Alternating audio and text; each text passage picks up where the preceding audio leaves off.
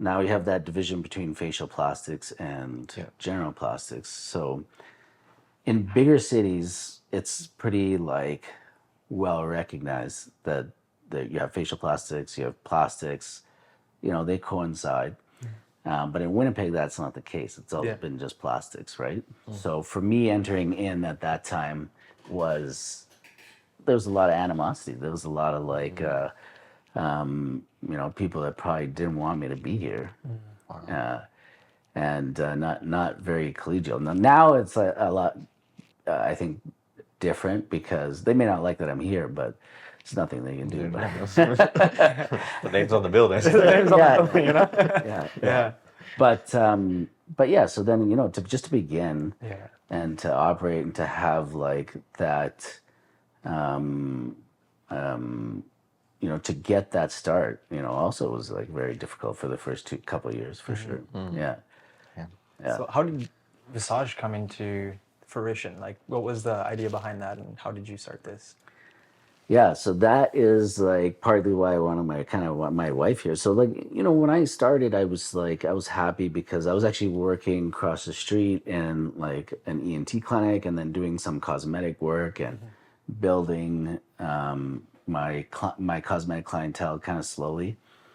And my kids had then gone to school, and now my wife had gone through that period where she'd like looked after the kids until they had kind of gone to school, and she wanted to kind of get more involved in it.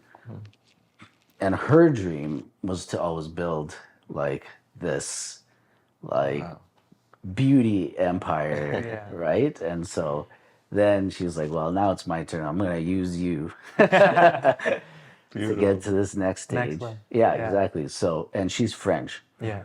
So she came up with the name Visage, which basically means face in French. And then, initially, like when you're just out of a new attending, like you had debt, you got all these things, right? And they're like, okay, well, now we got to spend $1 million and build a clinic, right? Yeah. You're terrified because you're like, what if nobody shows up? Yeah. Yeah. Because it's like, first you're thinking like it's Winnipeg, that like how much money is here? Surprisingly a lot. Okay. You're like, it's not like a big like metro area, like like all of these things, right? And then there's other plastic surgeons that have been here for a long time, so on and so forth, right? But then you just you take the leap, right? The leap of faith. We did it. We built this first clinic. Obviously not busy right away, but then as you get that like snowball effect, then things start rolling. Yeah. What was the decision like? Because how long did it take to make that decision of that leap of faith? Not too long. I mean, I think it was like those types of decisions I make fairly quickly. I think you just got to do it and then have the conviction and then just bulldoze through it. Nice. I think if you have in smaller decisions, I know that I have like, if I have to spend like $2,000 on a fridge, I'll perseverate over it for like 2 months because I'll be like, What's the features? yeah, I'll be like, Which cubic space? well, it was $200 off like 3 months ago, but this one has this features, and I'll be like, I know it'll take me 2 months to buy it. Okay. But if it's dropping $1 million on the bill, here you go. Yeah, the big ones, I'm just like, Wow. it'll get just plow through it. Yeah. Crazy. Yeah. So, and then you have to like do those things and spend money to make money. And, Yeah, that's the big thing.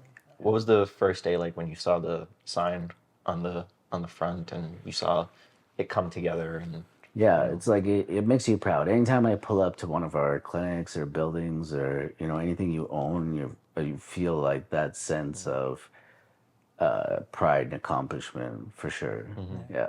And it's like it's not only your dream, it's your wife's dream, right? Yeah. Now it's like you're combining and together to build this empire of beauty that Yeah. no other couple's done.